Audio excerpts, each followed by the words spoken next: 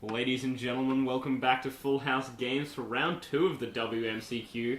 We have Ben playing against Ben, and if this wasn't a confusing matchup already, we have Golgari Enchantments versus Maze's End. And of course, I'm Caleb, and joining me on the couch is Ben. To add a third Ben, just to make it more confusing. This dude on the right, though, man, his t-shirt was the best. It was George Costanza on a Taito shirt. It's fantastic. Say hi to George. These guys kind of looking at me. I love it. Yeah. So it's similar like a Legacy Enchantress deck. Just play out that Eidolon of Blossoms, pay a bunch of enchantments, get value off them, and just keep ticking over and draw your deck out. That's right. So against a deck which literally wants to end, which let's put it this way, won't survive rotation because its win con is Maze's End. That's right. Yeah, the deck on the left here, Ben on the left, is Golgari Enchantments. I think we just refer to it as via the deck name to stop confusion. Sure. So we've got Rockin' Enchantress, basically. Rockin' Enchantress. If we want to bring something back from Bit of Legacy, we've seen 4 decks in this tournament so far, 3 of them being green-black. Yeah. Because what are you going to do? Not play Abrupt Decay? Not play Thoughtseize? Absolutely. These cards are just so busted. These are Legacy playable cards that are currently in Modern. You just want to play these cards. Legacy playable cards currently in Modern? Currently nice. in Standard. Currently in Standard. Absolutely. So we've seen 2 Guild Gates come down from Ben here. And we're going to see a Thoughtseize, probably just going to hit land, maybe a Fog Effect, but with a carry added in play. Yeah. What are you going to do? Fog.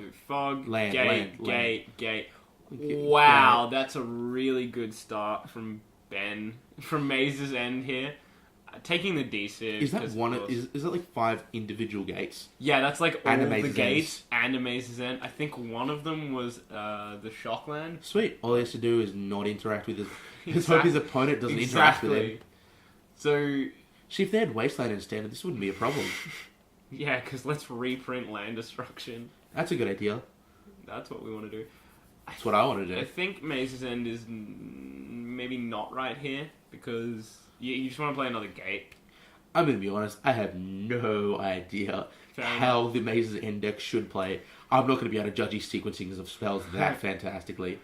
But Eidolon and Blossoms down on the left here, so that's obviously the Enchantress effect. So he draws the card off that itself, and then... Of every single enchantment that comes to play. You got 2 of those things, that's 2 draws straight away. Yeah, man, just go off. Courser of Crewfix coming into play. It's going to reveal your draws. Who cares, because you're playing against Maze's End. And itself is an enchantment, so we'll just see him riffling through his lands.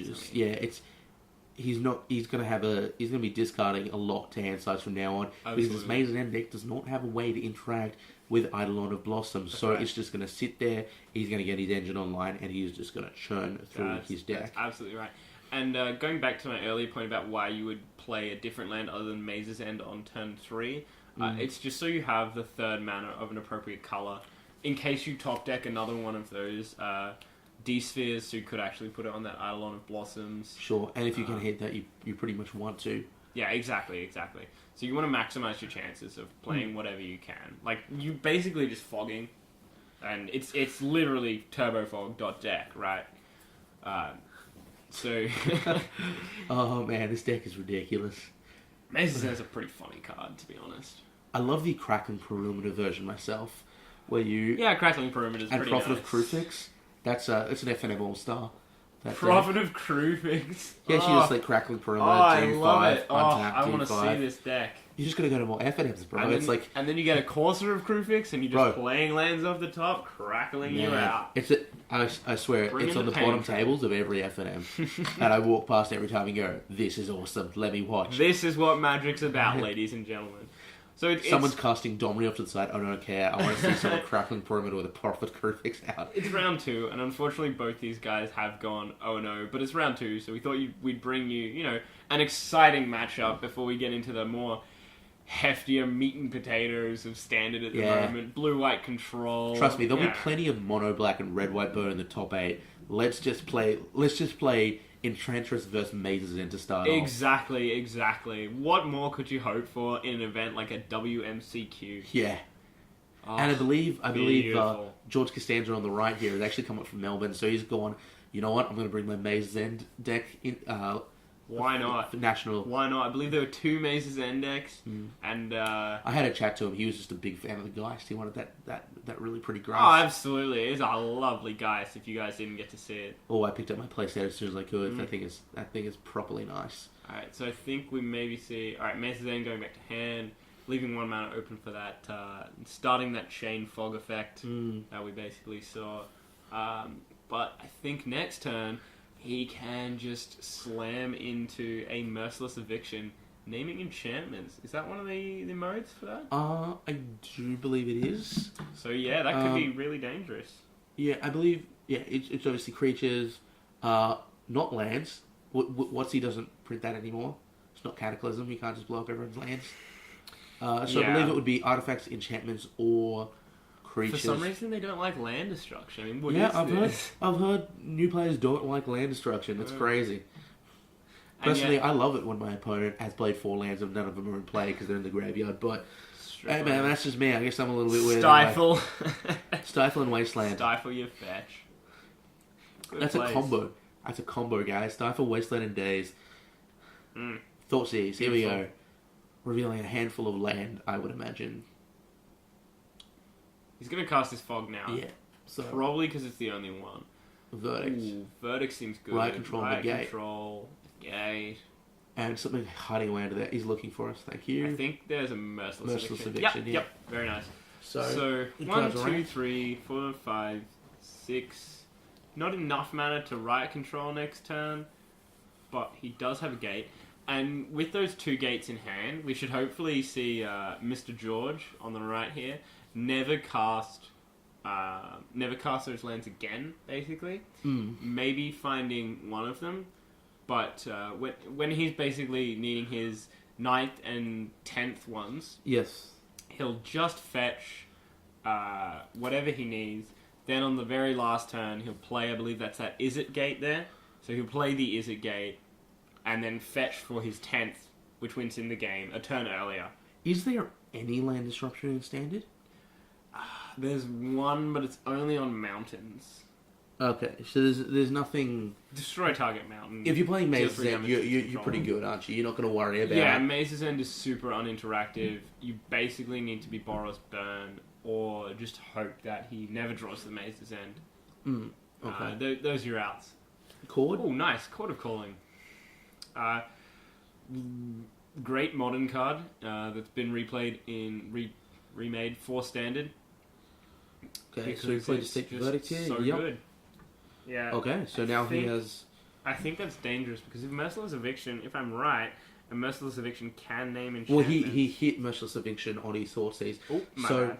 He doesn't actually have any sweepers or really any way to interact right now. And more than that chord is going to cantrip it for him because you certainly he's hitting a Brain Maggot. That's right. And we see the power of this Golgari enchantment deck. You're just going to start drawing. Rock Chantress, Enchantress Rock, Rock the Enchantress. There's a pun there somewhere. Rock the Enchantress.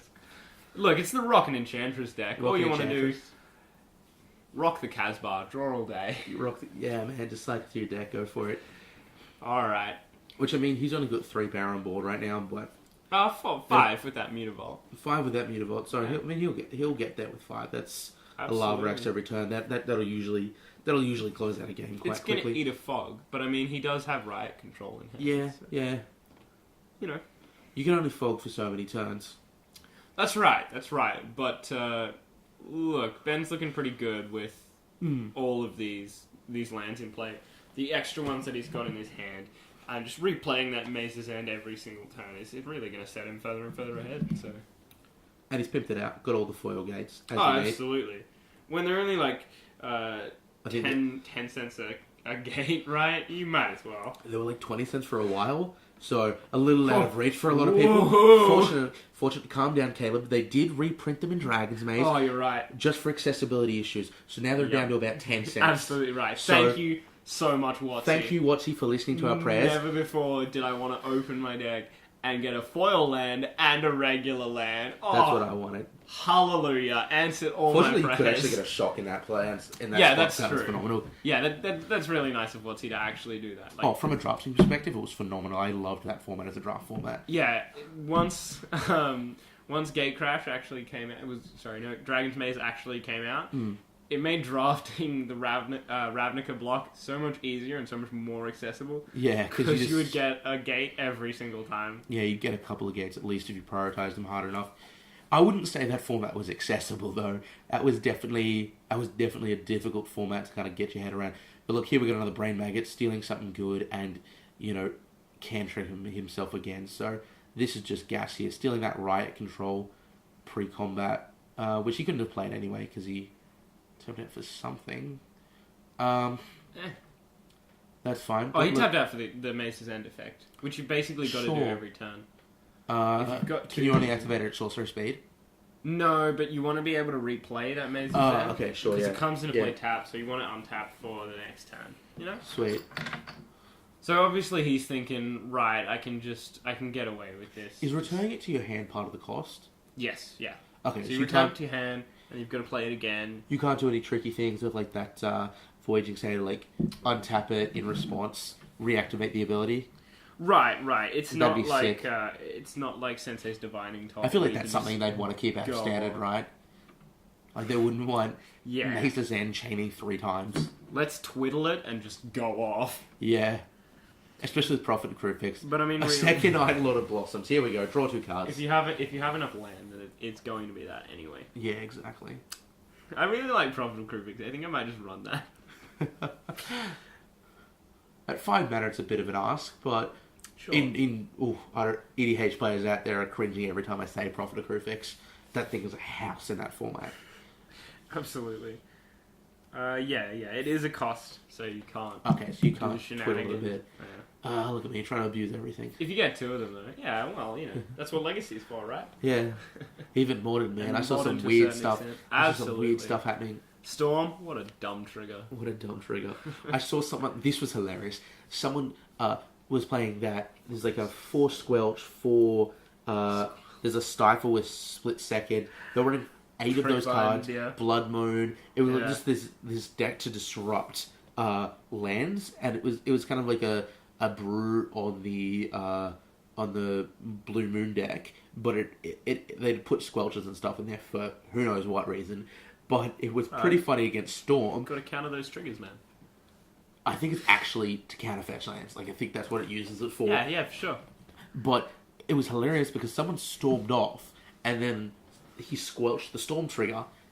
And the only reason I know about this is because this dude yelled "Judge" louder than I've ever heard, and they came over and someone had to explain to him how the Storm works. Because if you're playing Storm in Modern, you're not used to that getting stifled. Yeah. And it was just so funny. I was probably only sitting a table over, and just to hear him have that explained. So it's like your grape shot goes off for 1, dude just scooped. You're not going to re-go off after that point. You might, but it's unlikely. It's unlikely. And a big shout out to the judges, I believe. So yeah, there was about 5 or 6 judges all working hard, working back-to-back 12-hour days. Congrats to those guys. That would have been real tough. You guys did real well. And I was really tired, and I was just sitting there on my bum. Absolutely, so was I. Eating ice cream on my store credit. Basically, right? Oh man, I came out of this It was a good day for all. Some sweet trades, a nice Geist of Saint draft. Thank you very much once again to Good Games Brisbane for hosting the event. And thank you to everyone who did actually participate and play on camera. I know that there were a couple of players who didn't want to be on camera, and that's fine, to each their own. Thank you. We really do appreciate it. I'm looking at Ben on the left here, and he just sideboarded out his Carringtons. This guy This guy knows what's up. Yep, absolutely. You really can't play those Caryatids in such slow. Yeah, I think a lot of people treat it as like a sacrificial lamb. I think I just saw him go past some downfalls, which seems bad. Yeah, I don't know why he'd be keeping those in. Oh, okay, there we go. Snap it down. Maybe just doing it one at a time. Make sure take it abrupt decay. Alright, so that's new. Abrupt decay is something you really need to keep in. What do you hit? You hit their. If Mr. Costanza here is playing Crackling Perimeter, you can hit Crackling Perimeter. Sure. And you can also hit. I've completely whiffed on the card. Detention Sphere. Detention Sphere. So you probably don't keep in all your charms. Your abrupt decays, but you really do want it. Yeah, maybe 1 or 2. Just like, especially since you've got such a big draw engine, you're gonna hit and that draw engine is not being disrupted. If you've got one or two in, you'll probably hit it at a crucial point. And if they do play the Detention Sphere on, say, your Eidolon of Blossoms, you can Abrupt Decay and just get another drop trigger. Yeah, Abrupt Decay, already a pretty good card, gets better when it cantrips. Yeah, exactly.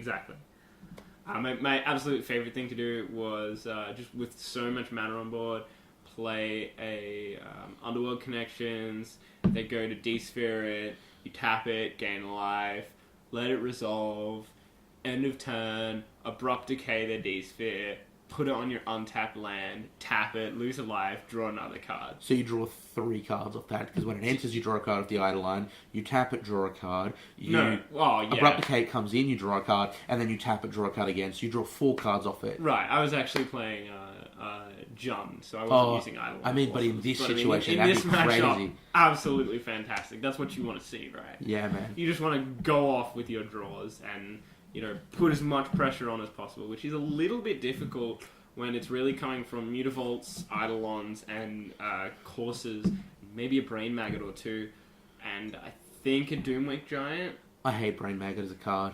I mean, the effect is obviously powerful. I just can't deal with the artwork. I look at it and I want to get squished, man. It is. Yeah, it's a really creepy card. Which obviously what the art is going for, so congratulations. But every time someone casts it against me, I was like, oh. Don't like maggots in your brain, man? Nah, man. It is very graphic artwork. Fair enough, it's quite fair cartoonish actually, but yeah, it's a good effect. I like it. I would imagine it would be seeing play outside of Enchantress decks in the future, because it is quite good. Maybe not, because it has that new O-Ring effect that's put on Banishing Light, where you can actually just kill it, and they'll get to see your hand, but nothing stays. Okay. That's fair enough. Which is something that I don't really like. Oh, not Banishing Light, the Hushling Griff. Is that what we talking about? No. I mean Banishing Light. They've re-errated O-Ring's text and made it Banishing Light now. Oh, yeah, where it comes into play, and even if it leaves, it's not 2 separate triggers. Oh, that's what you're saying. Yeah. Okay, so you can't sack it in response. Yeah, and stuff that's like something that the higher ups at Magic sort of introduced. It's to make things sort of easier for newer players. Which I've seen a lot of just like, all right, in response, I'll just kill your Detention Sphere, and people are like, sure. Because personally, I'm not a fan of it. I like messing around with that stuff, but I can understand why they've done it. I remember, because I did play Standard last year quite a bit, and I definitely just saw some awkward calls where, dude played Angel of Serenity while Reanimator was a thing, and, some kid who was like, just learned about the stack or something went, oh, sweet, trigger on the stack, I'll Doomblade it, or something like that. And it was just so awkward, because it's worded in the old way, it's like, sweet, I get to permanently exile 3 of your things, and that's just a real feel bad. That's a real feel bad if you're a standard player. I mean, exactly. Obviously you only make that mistake once, but the one time you make it, it hurts pretty badly. Yeah, so I can understand why they've done it. Like, the older formats, like Legacy and Modern, still have access to O-Ring. So exactly. It's not really crippling them as players. Yeah. But it's really just for newer players, and it's a nice thing. I mean, we definitely want more players playing Magic, so we can get more sweet feature matches. Yeah, more Mazes End versus Rocket Enchantress. Absolutely. I think Ben has lost here because he's on the play. So that seems good. Yeah, I mean, at the end of the day, he's swinging him pretty hard. Yeah, so. with the Fogs all going to that Brain Maggot, it's really unfortunate.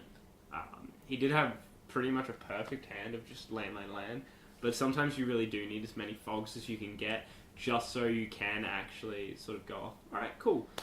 So this is what I'm talking about. 3 land in play, and then you can play your Maze's End, but you can also get value out of your other 3 cards. Right? Exactly, you're right. Really good. Okay, so looking at it, thinking a little bit here, not quite sure what land to play, I suppose. There we go, Overgrown Tomb tapped. And he's going to play Brain Maggot, which sees a bunch of spells. We've got a Riot Control in there, we've got a Bow of Nylea, which, awesome card, gains some extra life. Yeah, that seems good. give creatures with flying neg 1/neg 1. Yeah. Not as great, but irrelevant. Yeah. Oh, sorry, yeah, that is irrelevant in that. But, I mean, you can gain knowledge. I think it's the gain 2 life that's going to be the big thing. I mean, he's not coming in for that much damage here. So, I mean, look, he'll be coming in for 3 here. It's just sort of like mediocre beats, but you can't... But there's so much mediocre beats that you get there. Do you just maybe abrupt decay the Brain Maggot in response? When he cast it? Yeah. Yeah, maybe, because there is then, once again, none of that O-ring trickery, so you don't have to worry about that. Yeah, exactly. I mean, you get to see his hand, but... Yeah, Brain Maggot would have been a spot. What do you expect? Trickery would have been really, really relevant. So, I don't know. Maybe you just want to let him do it and make him hit it. Yeah. I'm so glad Brain Maggot is not a constellation trigger, and you don't get to just riffle through people's hands every time you play an enchantment. Otherwise, this deck would be so much better. Yeah, it'd be insane. Like, if it was a constellation trigger, it's all I'd play.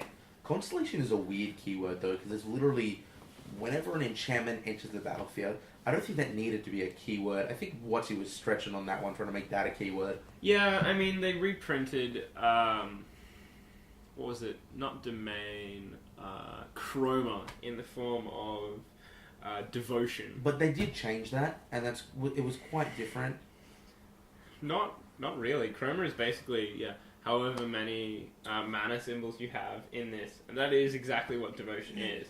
They've used it in a better way, no doubt. Yeah, they've definitely found it a bit. But I think that's one of those things where maybe Chroma didn't have the best reception, so changing the name and changing how they use it. Right, absolutely. They removed the negative connotations that Chroma had to a lot of older players. Yeah, that's fair enough.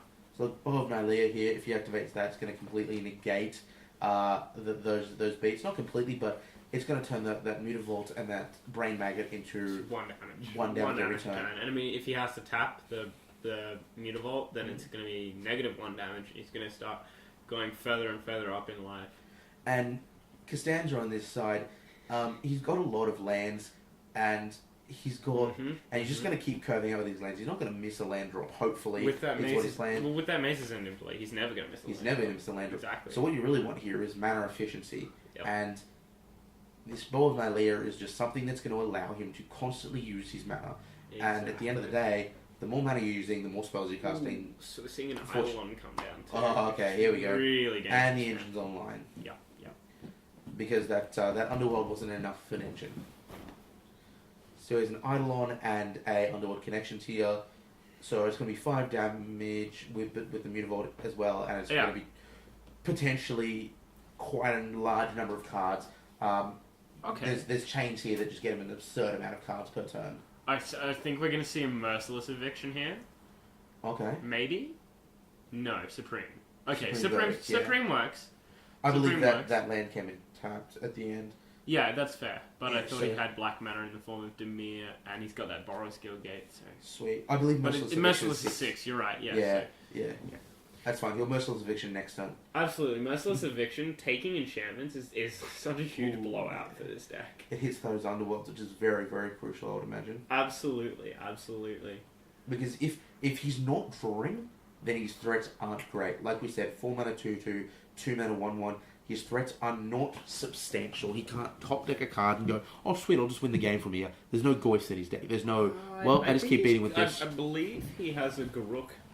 A Garruk? Yeah. Oh, the big 7 mana one? Apex Predator? Okay, yeah. so he's got those 3/3s. Which he can curve into pretty well, but... we see Golgari. But there's not a high density of those threats, is what I'm saying. So no. He really needs that draw engine online. So, yeah. Courser Underworld here. Tap with the Underworld, draw a card. If there's a land on top, you play that. That's an engine in and of itself. So he'll be quite happy here with that. So Abrupt Decay hitting that Bow of Nylea, turning off some of that utility. Is it really all you can do, or like? I don't know. I don't know if that's the best thing ever. With the Abrupt Decay? Yeah. I think you're right. Maybe he's got better targets than that. Yeah. I'd maybe hang on to the Abrupt Decay for that. Yeah. I mean, Golgari Charm does the same thing. He doesn't really have that much pressure at the moment, though. That's true. That's true. That's true. Golgari Charm does hit it, though. You're probably right. Hold off the turn. Maybe not even hold off the turn. He probably could have drawn into it. No, he couldn't have. But hold off the turn. Let him get one more activation. Hit it with the Golgari Charm. The Golgari Charm has far fewer targets. It's possible, yeah. Alright, so Ben opting to play a lot of gates here. Maybe it'll leave up a lot more mana for, say, that Merciless Eviction next turn, or maybe now? Nope. Another Bow of Nalia. There we go. Bow of Nalia. Fortunately, that's just going to run into a Golgari Charm on the top. I think it's only 2 to cost. 2 to activate, though, so I mean, he'll get 1 activation out of it. I don't believe he has green mana sitting anywhere, though, because he... Yeah, that's quite difficult. Bit of a tip there on the mic, sorry. Technical error on part difficulties. of Caleb's cat. Yeah. Isn't you lovely? Hello. Anyway.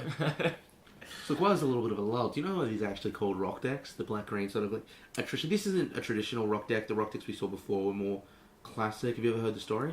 I haven't heard the story, but I am aware that it's called the Rock, which is why I've been referring to it as the Rock and Enchantress. Yeah. But give us a run through. Why is this called the Rock? It is actually named after Dwayne "The Rock" Johnson, as in the wrestler. Do you smell what he's cooking? I smell what he's cooking. Okay. And he's cooking a sweet brew. Which Look is just at absurd, this. because... Let's be honest, The Rock has probably never heard of Magic, and yet there's an entire, mainstay archetype that is named after him. Loving it. It was, back in the day, I didn't play during this period, but it was a black-green attrition deck that played Phyrexian Plague Lord, which is just a big old dude, and this was, at the end of the Attitude Era, There's the Rock. Look at that. Garruk, Apex Predator. That's the Rock. That's the Rock. That is the Rock in this deck Exactly. No one ain't. Do no you smell what Garruk is cooking? Yeah, because he's gonna smash face. Cooking planeswalkers. Yeah. So Phyrexian Plague Lord, big old dude, and I believe it went infinite with squirrels. It can make infinite squirrels or infinite 1/1 tokens or something. And the classic phrase was the Rock and his millions. So the deck was called The Rock and His Millions, and since this day, it's just been called The Rock. I just find it funny that maybe one of the nerdier things that exist is named after Dwayne The Rock Johnson. Dwayne The Rock Johnson. Just an absolute muscle head. Do you smell what he's cooking? He is cooking squirrels and draw today. Is it infinite squirrel? It's infinite something. But that Garruk, infinite tick up to just kill your planeswalkers. Elspeth, cute, tick up. Oh, no threat? Sweet. I'll make a 3/3 death-touching beast. That is always relevant. Soul of Chandelier is about the only thing that it messes with. Other than that, there isn't a creature in Standard that... Is Soul of Chandelier even relevant? No, it's not. Exactly. I'm just trying to think of cards in Standard that don't die to a 3/3 death-touching beast. And it's things that are bigger than 3 toughness that have first strike. And I think Soul of Chandelier is the only one. So what we're basically saying is that is a very, very powerful effect. Absolutely. Swamp on the top, put it into play from Corsair. Yeah, so that first strike being a 6/6 first striker is really the only reason it's better. Yeah, but it's also, a 6 mana 6/6 in red that doesn't really do much when it enters. So I don't think it's something we're actually worrying about. No. You really think we're going to be worrying about that in a Maze's End deck? Yeah, that'd be hilarious. Garruk, +1. Sweet. Soul of Chandelier. Let's go. What? Come on. If I was Ben here on the left, I'd be awfully confused. Ben versus Does it Ben. die to Abrupt Decay? Ben versus Ben, and we're seeing a Riot Control. Seems pretty good. Sweet. So Costanza's on 7 of his 10 mazes here, and he's got the Mazes End in play. Yep. I wonder if his life total is at enough risk that he could just kind of randomly get there. He just peels him off the top. He's got 3 more turns. Okay. Courser of Crufix again.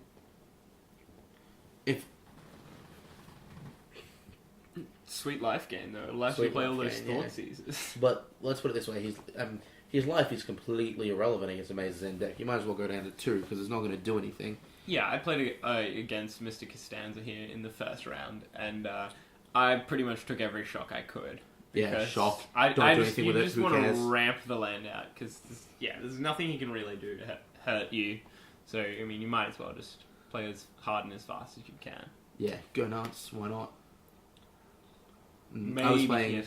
I played against the other Mazes End deck in the tournament. Okay. And he went turn 1 Submit Guildgate, and I was just sitting in my hand, and I was looking at it. It was like Skullcrack, Boris Charm, and 3 lands. Oy. One of which was a Mutavault. So I'm like, It's gonna win. oh, this guy is not having fun today because, fortunately, I'm even less interactive than he is. Yeah. Boros Burn is a really uninteractive deck, and I despise you for playing it. I audibled pretty hard. I was going to play Black-White. It is a legitimate deck, and it is a legitimate deck. you and do have to know what you're doing. Yeah, sort of. I did definitely make a lot of misplays. But I was going to play Black-White, and I haven't played that much Standard, especially in the past couple of months. So I was doing testing, and I was doing things like Thoughtseize my opponent and going, look, I know objectively the best card is in this hand because I can see it, I can read it, but I don't know what's going to hurt me, and I don't really know how. Basically what I'm saying is I'm going to rock up, and there's going to be 30 people playing Black-White in that deck, 25 of them which are going to be better than me, and 4 others who have just kind of rocked up doing the same thing. Whereas Red-White Burn, I can maybe just get triple Boris Charm them to the face, and don't have to worry about the fact that I don't know what I'm doing. Exactly. It didn't work out. I dropped and played Legacy. Best format. Best format. I did win those Legacy events though. So, we prize split in the final for both of them. So That's alright. Legacy, that's the way to go. Okay, so we're looking at 7, 8 guild gates, all different from what I can tell. Can he survive? That's the real question. Can he get down? He has just cast a Riot Control, so unless he has insane board presence here, Garrick. We could be seeing Game 3. It's quite possible. Ooh, there's that nice Geist. That sweet, sweet Geist that we saw coming. He's using a Geist token as a 3/3 beast. Nice. Yeah, why not? What else? Why not? Why not? Just get your foreign beta jewels. Chuck those down. Yeah, black bordered, mate. Black bordered. Best kind. Just for your 3/3 beasts.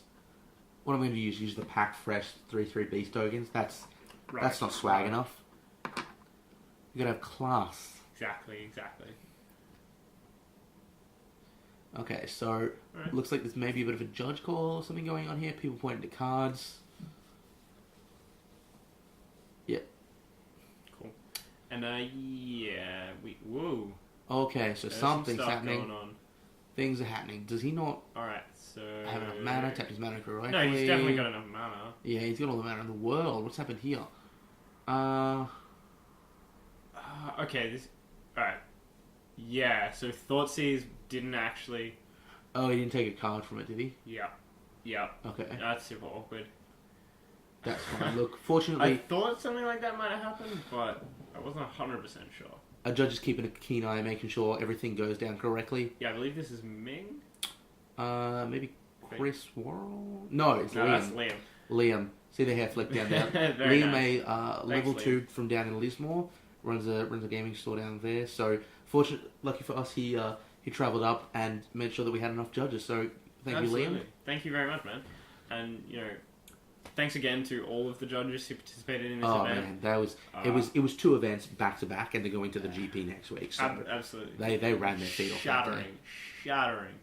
Okay, activating. 1, 2, 3, 4, 5, 6, 7, 8, 9, and that's game. We're going to game 3. Lovely. It's nice to see Maze's End win. Nice to see Maze's End win. The Rock was cooking a lot. But... Is it? Hey. Yeah. Okay, he's packing up his cards. They're all 10 individual gates. Yeah. Not running multiples of the same one.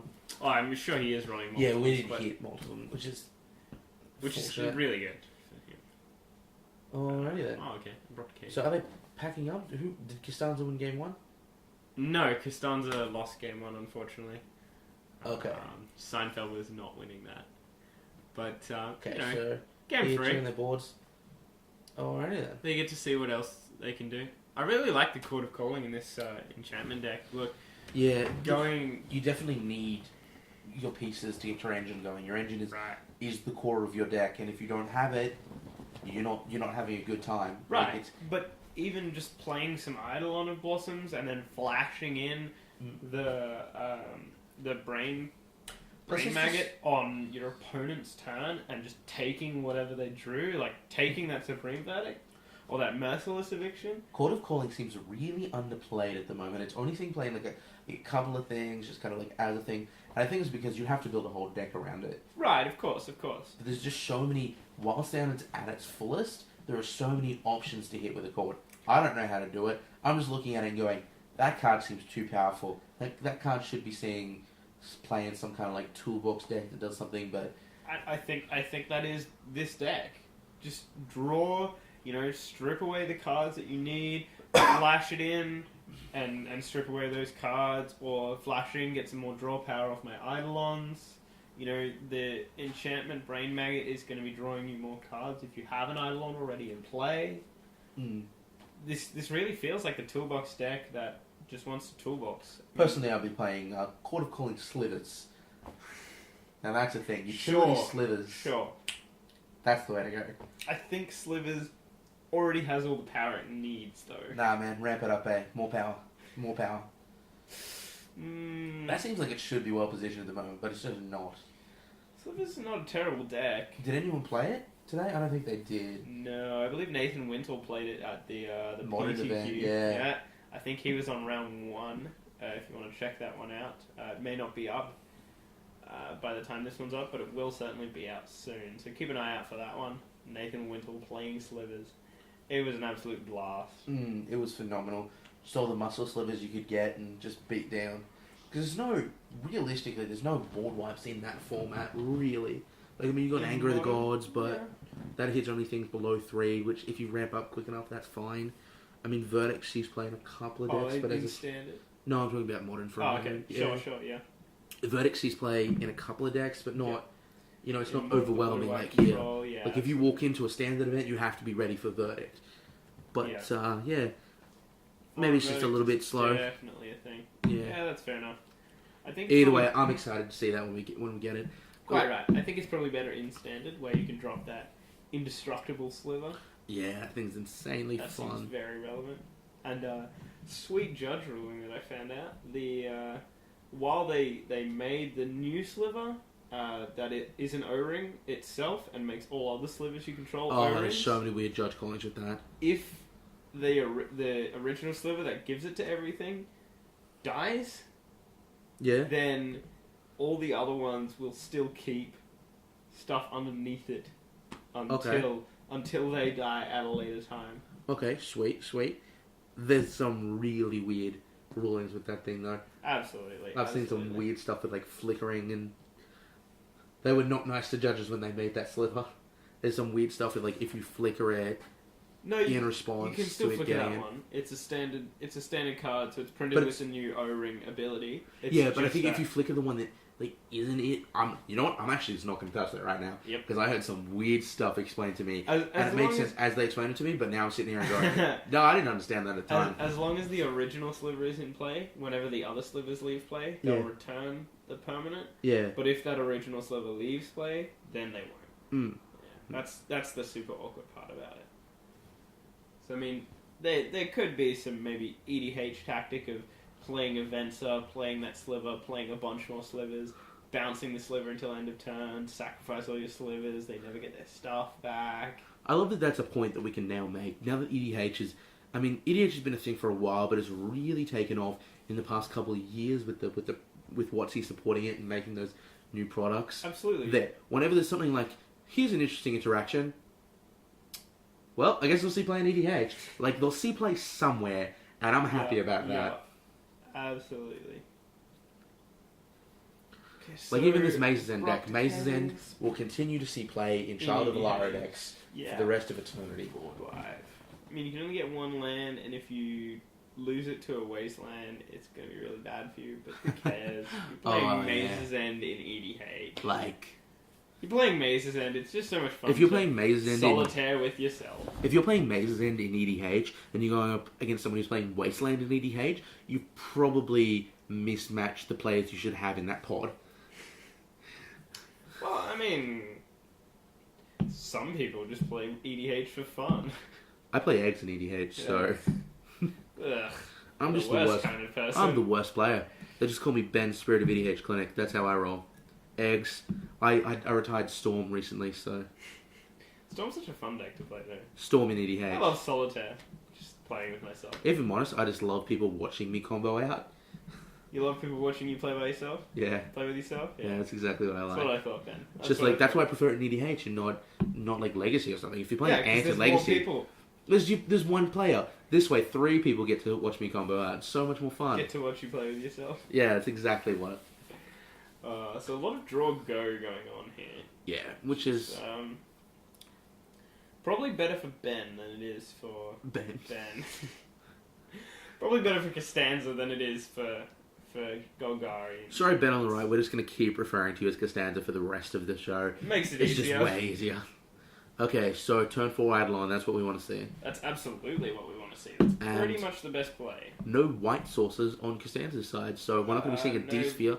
Oh yeah, that's a there Golgari. We go. Ooh, double Golgari Guildgates that's is not good. I mean, we could see a lot of fogs, but... Either way, he's going to draw his deck here. Absolutely. Okay, so back to Ben's turn. Just thinking about what he wants to do.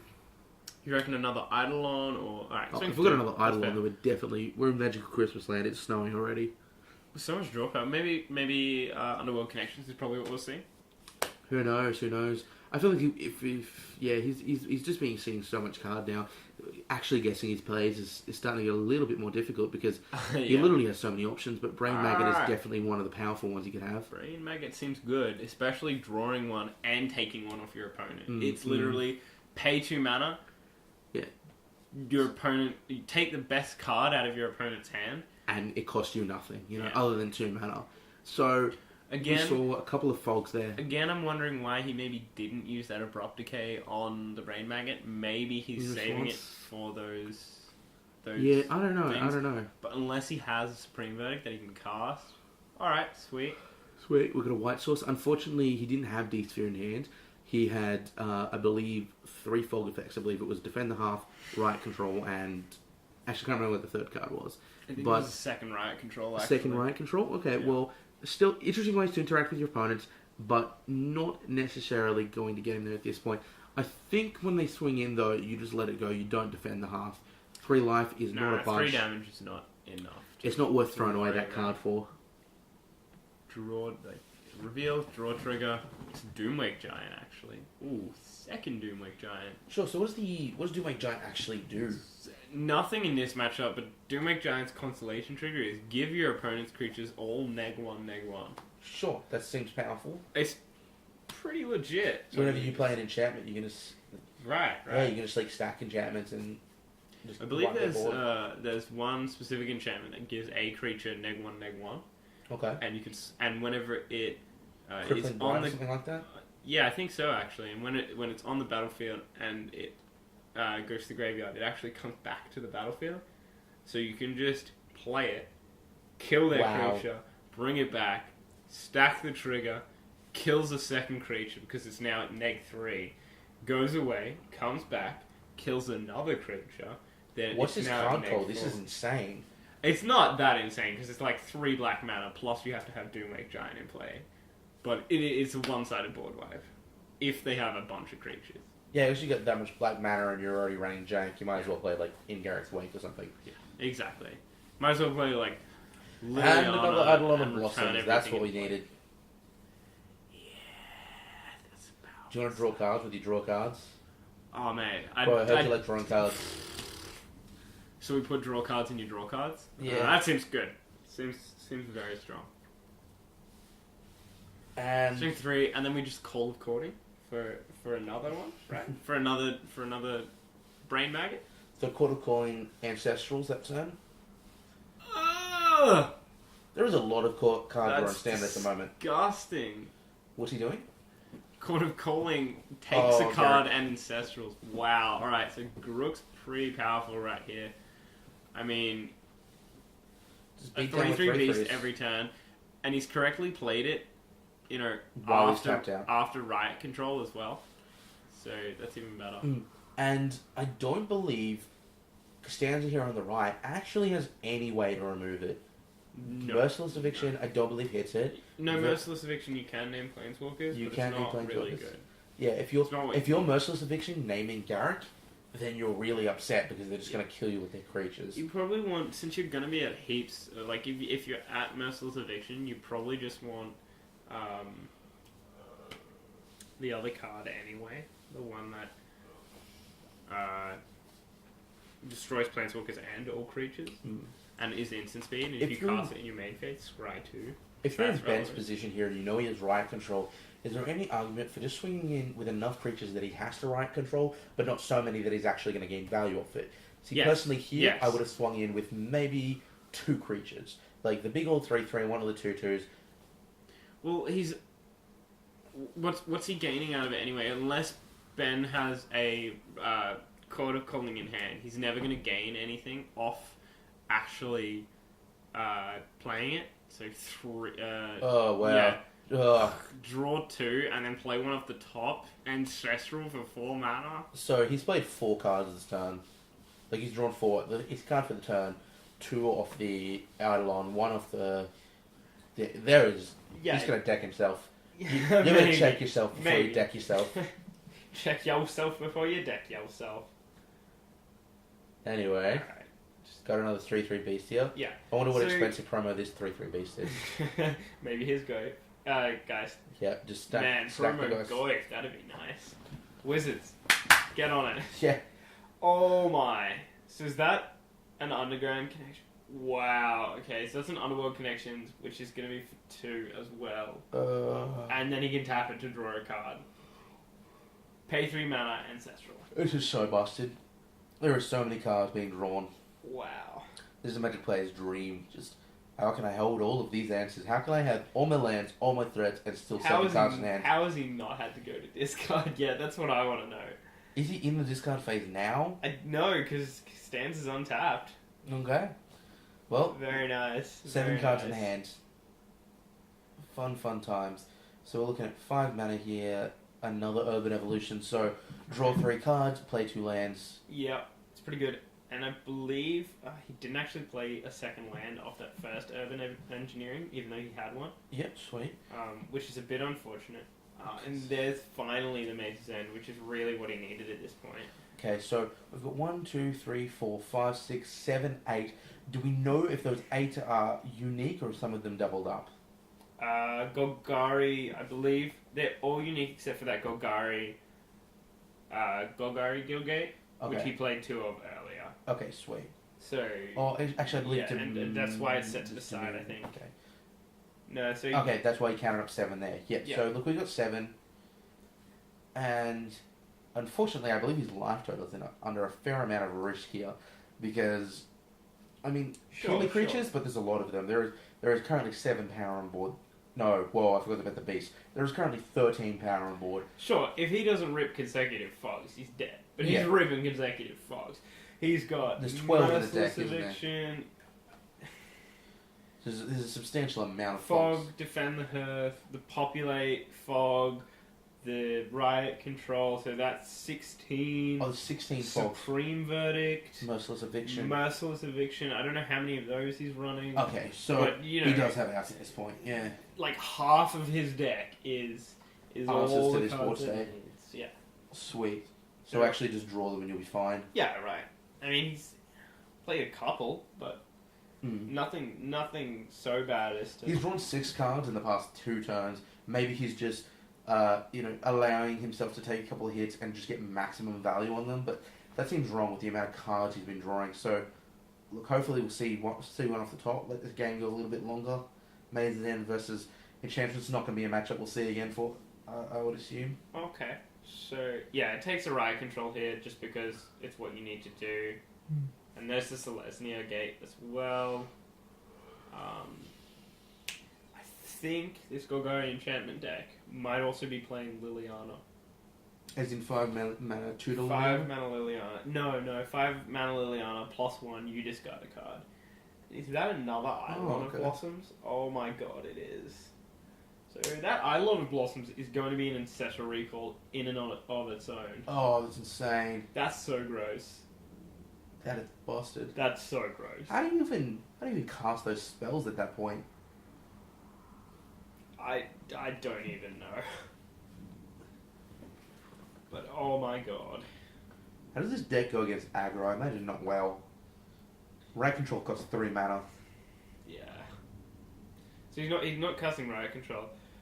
I don't know if Riot Control is the appropriate choice to take with that. Maybe you take a Defend the Hearth, just because that means he has to use, like, he has to leave up more mana. Yeah, but I mean, Riot Control does gain life for each attacking creature. When it resolves, so that's quite a lot. Not for attacking creatures, I believe it's just for creatures in general. Oh, it's just creatures It's in every controls? creature on the battlefield. Okay, Gain 1 sure. life for each creature on the battlefield. Prevent all damage that would be dealt to you this turn. So, I mean, it dodges burn. But those Garruk beasts are 3/3s. So, yeah, it was a big... if you force him to lose more mana, then it's going to be even worse. That Garruk is still alive. It's still doing things. What's Garruk's ultimate? Because it might actually be relevant in this position if he just keeps fogging. -8. And are you ready for this? I'm ready. My body is ready. Explain. Your opponent gains an emblem with whenever creatures attack you, they get +5/+5. Yeah. It's, And trample. it's so gross. Please give it trample. Maybe. It might just be some disgusting overrun. Yeah. So it's just like... they've just ramped up overrun Garruk. +3/+3. That was little Garruk's ultimate. That was 4 mana Garruk's ultimate. This is 7 mana Garruk. We need a bigger emblem. Yeah, basically. Unfortunately, it's only for one opponent, so not so great in EDH, which is a format that we've been talking about a lot, but pretty relevant in a 1v1 matchup where... Are you kidding? It's better in EDH. Because you get to play politically, which is what EDH players love. Sure. But you don't get to give it to everyone but yourself. No. I mean, if you manage to give one to Like, everyone, objectively, it's worse in EDH in terms of its effects, but in terms of getting to be mean. Like, what was that? There's that card in, I believe, Ravnica RTR where it was everyone gets a dragon except for one person. Oh. So you can just say, you, I don't like you. You don't get a 4/4 dragon, but everyone else gets a 4/4 dragon. Suddenly Timmy felt very alone. Just sitting off to the side going, my friends don't like me. Yeah, that it has the best flavor text in that it is suddenly Timmy felt very alone. Is that the actual flavor text? It's some insert name here, and typically whenever anyone says it, it will be whoever's not getting the dragon. Yeah, whoever's not getting the dragon. It actually, I reckon it should be suddenly Spike felt all alone, or suddenly Johnny felt all alone. Just like, well, you're trying to combo off Johnny. It's pretty sweet. That's hilarious. But yeah, Garruk, a great card, and basically, he's playing very well by swinging first, making him blow that fog, and then... I'm wondering if the ultimate doesn't even do anything here. He's got that many creatures on board. He's probably just facing lethal regardless. It's just a matter of swinging until he runs out of fogs. From my understanding... Another Eidolon of Blossoms. Like, maybe you just cast the ultimate in case he Supreme Verdicts and you need to get back on board. Mm. And, like, that makes him... Like, that forces him to fog even harder. I think Hassan has actually stopped writing down cards now. He's just, like, scratching things going, I think it's this. Like, he's drawing 5 cards, 6 Who cards. cares at this point? It's like, does he have it in hand? In reality. Just say yes. In reality, Ben's going to be discarding pretty much every card he plays. So, Dissolve, and a Gate, and... Ooh, there was a fog there. And yeah, he had to play his Riot Control, basically, to get any sort of value out of that turn. Mm. So now with no fogs in hand, this is not looking good for Costanza. So he has 0 fogs? This could just be the turn he dies. From my understanding. Well, he's Riot Controlled now, so he'll have to draw another fog to survive until next turn. Yeah, it's Riot Control, Defend the Hearth. I believe he's Defend the Hearth twice, Riot Control twice. He does, however, have 8 individual gates in play. So he might just rip the one that he needs, and we could see him win this.